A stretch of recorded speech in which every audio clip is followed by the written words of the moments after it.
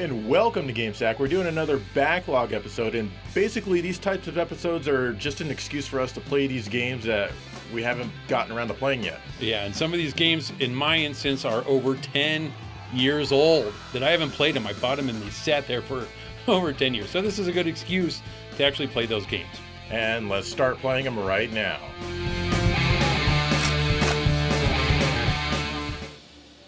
Here's Medal of Honor, Infiltrator on the Game Boy Advance. Now don't go getting all crazy thinking I'm going to talk about another FPS that nobody cares about, because I'm not.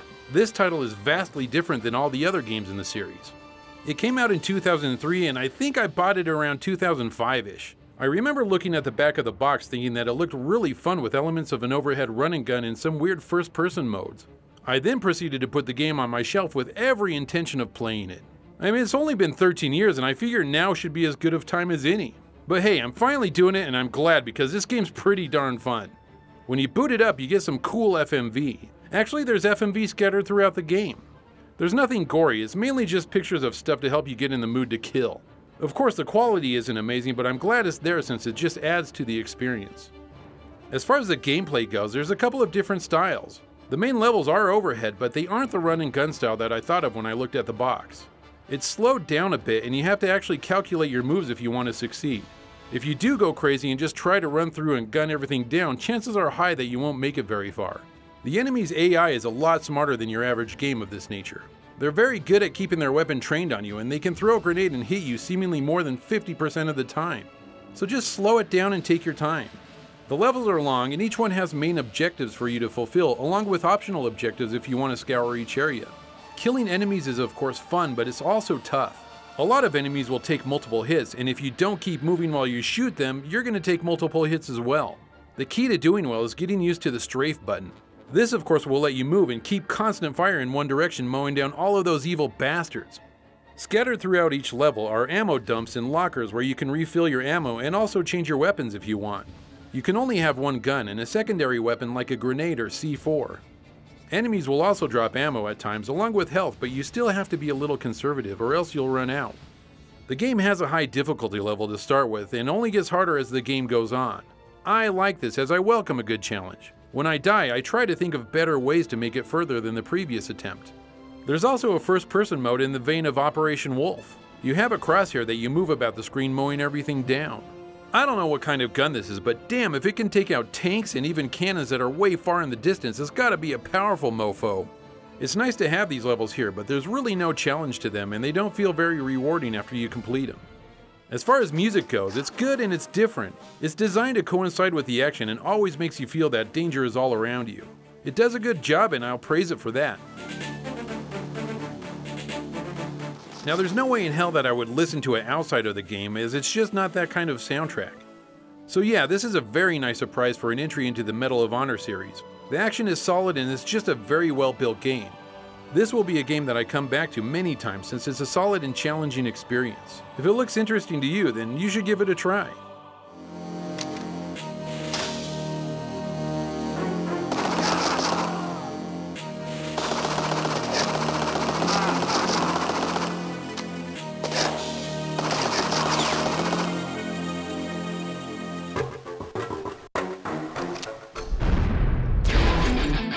A viewer named Matt Hurley sent Ace Combat 2 for the PlayStation into the show.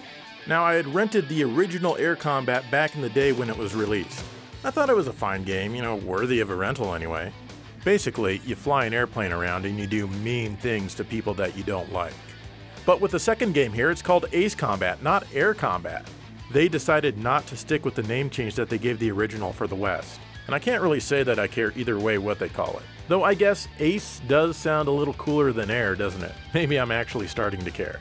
Anyway, this game is more of the same. You fly around in a fighter jet accomplishing different missions to further your country's agenda. These missions can be anything from shooting down a bunch of enemy bogies to attacking some ground targets. And all the while, the enemy's attacking you! I don't understand why, but they are. I'm the good guy. Sometimes you can choose to have some support, but mostly it's just you against an entire army. Especially since your support doesn't really seem to help a whole lot. What's new with this entry is that they allowed compatibility with a dual analog controller. This really makes a difference, and it makes the game much more controllable. In fact, it's almost impossible to go back to the first game after this. You have an unlimited amount of main guns which can barely destroy anything, and you also have a limited supply of missiles. When you get close enough to lock on, you can fire a missile and they usually hit your target. Once you destroy all the targets marked in red on your map, your mission's completed. You get to choose from different jets after being briefed on each mission, but be careful because there's a bigger difference than you'd think. If you're not used to the plane you chose, you're going to find yourself failing the mission. What's kind of annoying is that the game absolutely does not like it when you fly too low. There's two different voices constantly telling that you need to stop flying so low, even though it's really the best way to hit the ground targets. The visuals have improved noticeably since the first game, but still really aren't very detailed even for their time, and the polygons are all pretty rough. There isn't much in the way of draw distance either, but still none of this gets in the way of the gameplay. And like pretty much every Namco game on the original PlayStation, it flips back and forth between 240p and 480i every single chance it gets, and this is a pain if you're playing through an upscaler like the FrameMeister. The good news though is that the music is really good all throughout the game. Many of the tunes even have some incredibly good guitar work. And if anything makes you want to keep playing, it's going to be the music. You need to go in realizing that even though this is a jet fighter title, it's a patient person's game and not an all-out action twitch fest. This is a series that's gone on to have 18 different entries so far on 13 different platforms, so it's safe to say it's fairly successful. All in all, Ace Combat 2 here is a fun little game, if a bit slow-paced.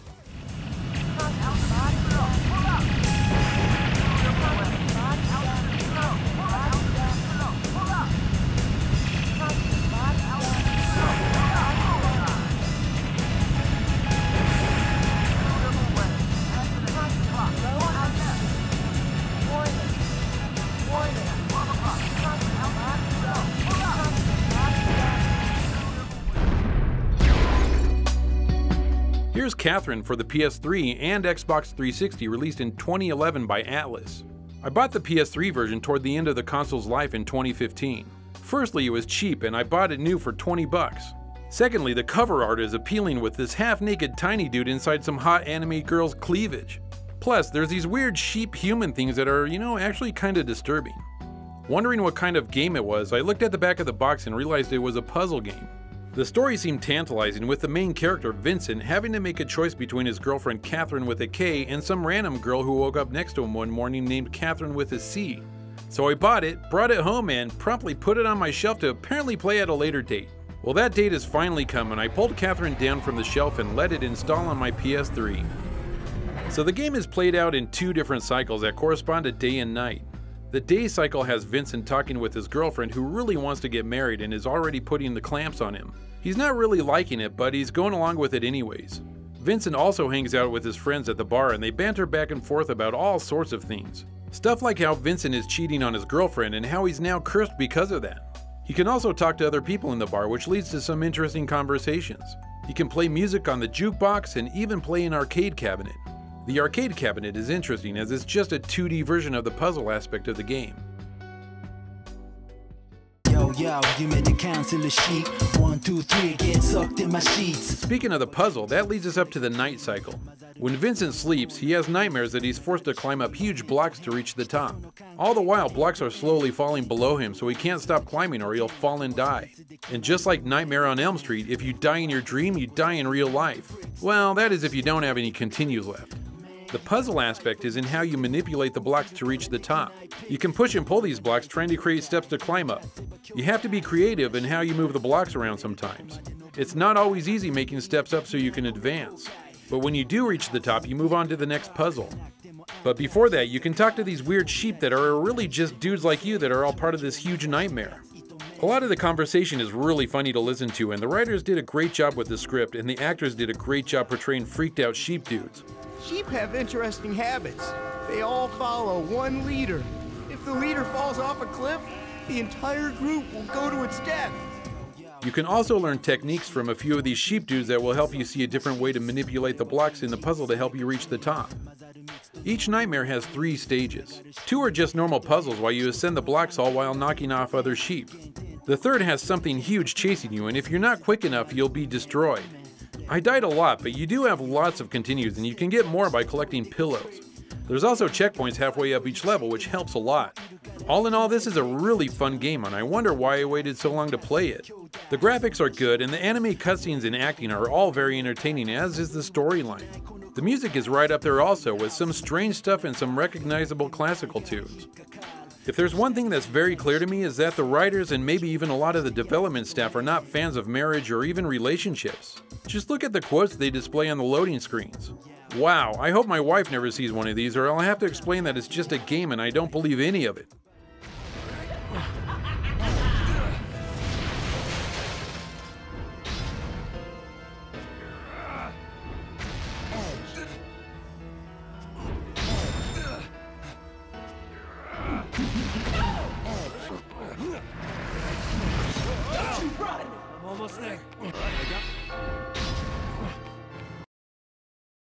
Alright, well I'm glad I got one game out of the way so far. You've got two. I've got two, and I'm wondering what the hell's taking so long to play these. These are actually really fun games. I'm having a great time.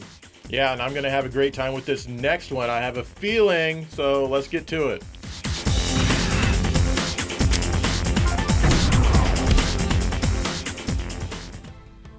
This is Nier from Square Enix for the Xbox 360.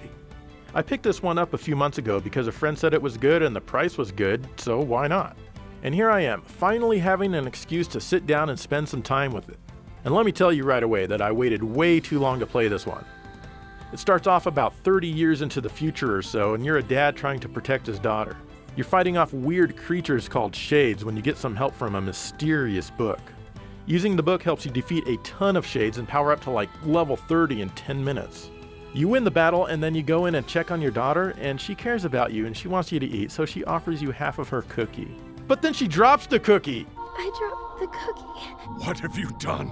You do not like dropped cookies.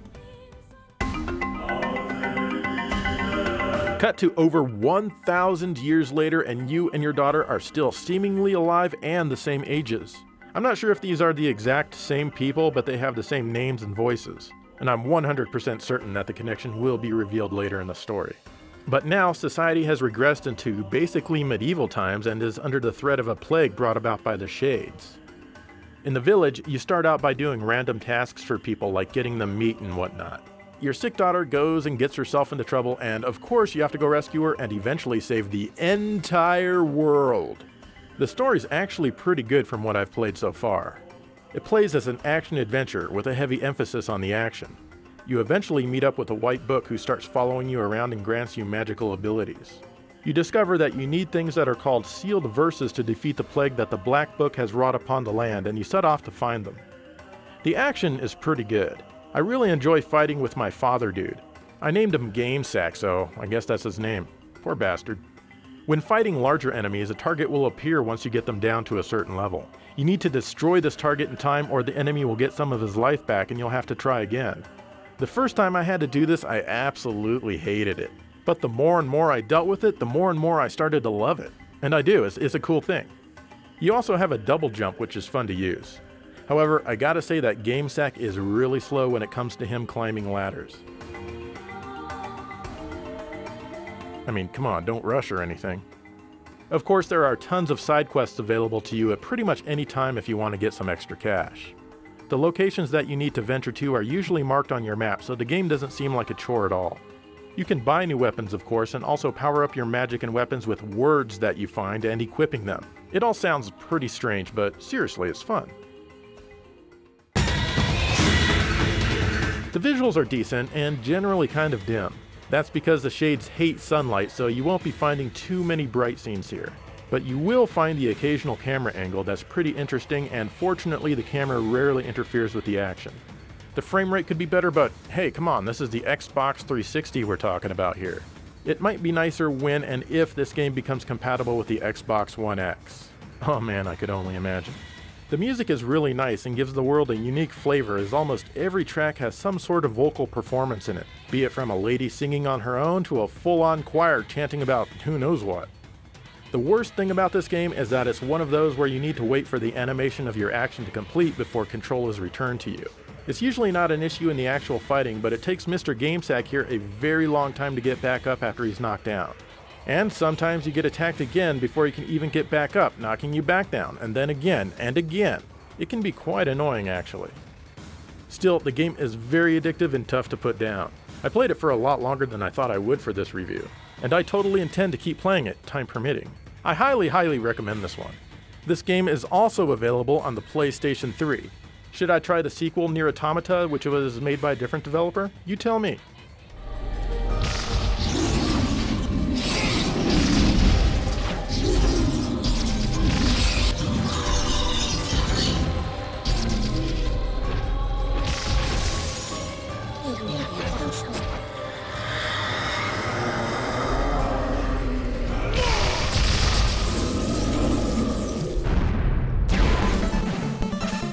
Here's Monster in My Pocket. Wait, don't turn away. I assure you I'm not going to do anything gross.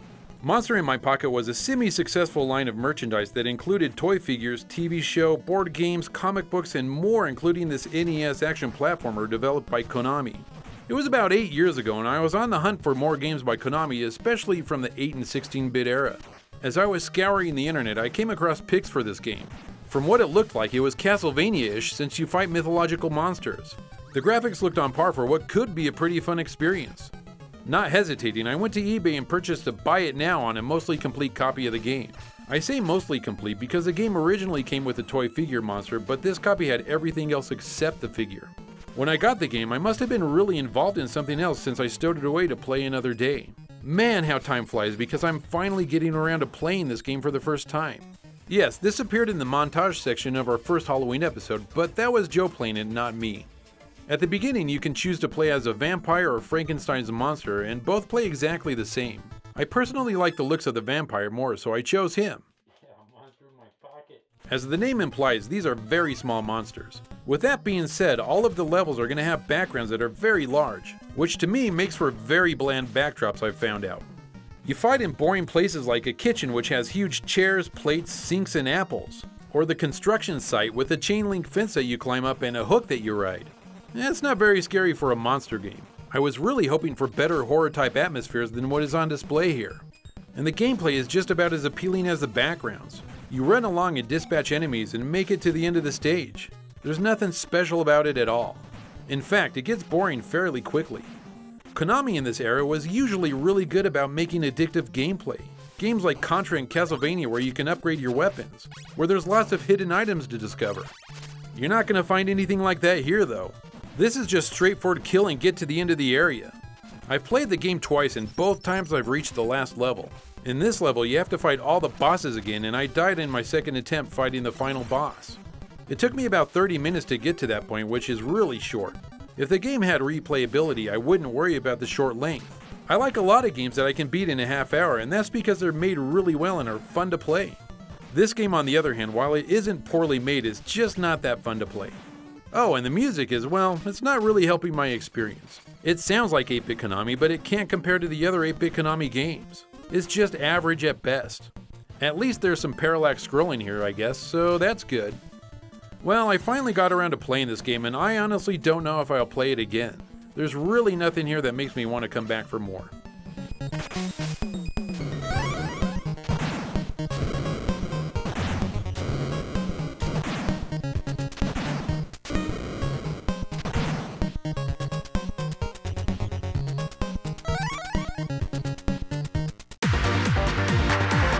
A game called Dengeki Bunko Fighting Climax was also sent into the show, and this one's for the PS Vita. I had no idea what this is other than it's from Sega. I had assumed it was just another generic Japanese anime fighting game. You select from several generic anime characters that don't really have any character or stand out in any way at all. After that, you can choose a support character, also from a group of seemingly generic anime characters with no visual personality. They're just people, and they're anime. Whoop-de-doo. As I started fighting, I noticed some of the stages had backgrounds from different Sega games. Okay, that's cool. I guess this game might have some personality tucked in there somewhere. The game's story is completely nonsensical, just as you'd expect from such a game. It revolves around dreams, and some sort of eyeball thing is not liking the dreams, and when I have absolutely no clue what's going on. Apparently, a lot of the characters are from different things that I've never heard of, like Sword Art Online, Excel World, and lots of other super interesting things, some of which I'm not even sure are games. and I don't think I'm interested in researching them either, as like I said, everyone here seems pretty generic. But at least one character is from Valkyria Chronicles, which is pretty cool. What's more is that Akira from the Virtua Fighter series is the final boss, and Pi, also from Virtua Fighter, is his support character. And once you beat the game, you unlock both Akira and Pi as playable characters. Oh hell yeah, now I'm starting to like this! But no, the game lies to you and they're not selectable anywhere that I can find, at least not in the single player mode. That's pretty lame, and I'm actually super disappointed. As far as the fighting itself goes, it also is fairly generic. The moves are easy to figure out and pull off most of the time. However, there doesn't seem to be a large number of moves for each character, but I guess they have enough to get the job done. You have weak, medium, and strong attack buttons as well as a button to call in your support character. The game is pretty easy on the default difficulty, and I only ever lost a round once. The graphics are pretty good and are typical of the hundreds of fighting games that are out there like this these days. The animation could perhaps stand to be a bit better, but it's not awful or anything. This game's also on the PS3 and an updated version is on the PS4, so those versions probably look a little sharper. The music isn't bad, and a couple of the tunes even manage to stand out a little above the rest. In the end, it's not a bad game at all, but there's not much that makes this one stand out against the sea of other Japanese anime fighting games out there other than the Sega backgrounds. Round 2. Fight!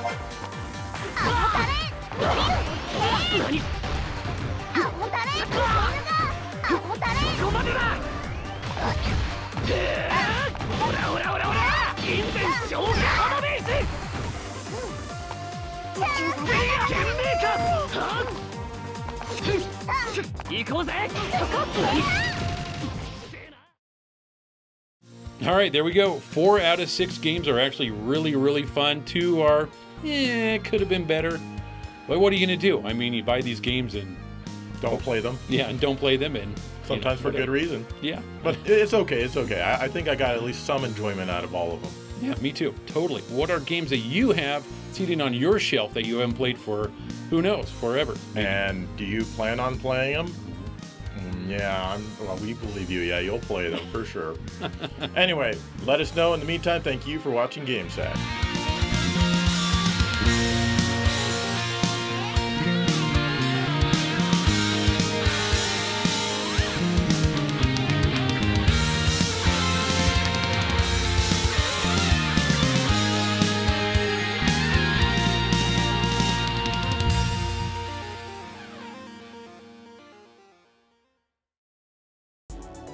Ah yes, finally got Gary Kitchen's Super Battle Tank War in the Gulf. I can't wait to play this, when I have a little bit more time.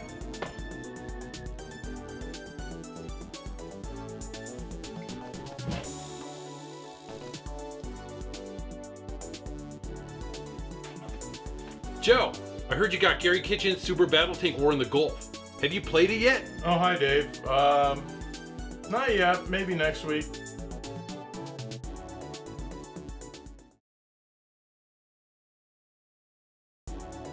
Alright Joe, have you played Gary Kitchen's Super Battle Tank War in the Gulf yet? Ah, Dave, I haven't had the time. Maybe next week.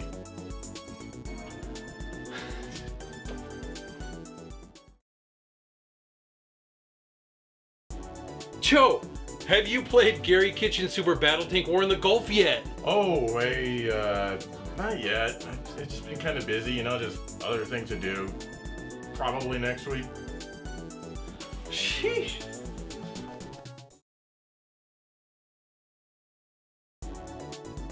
Joe, have you played Gary Kitchen's Super Battle Tank War in the Gulf yet?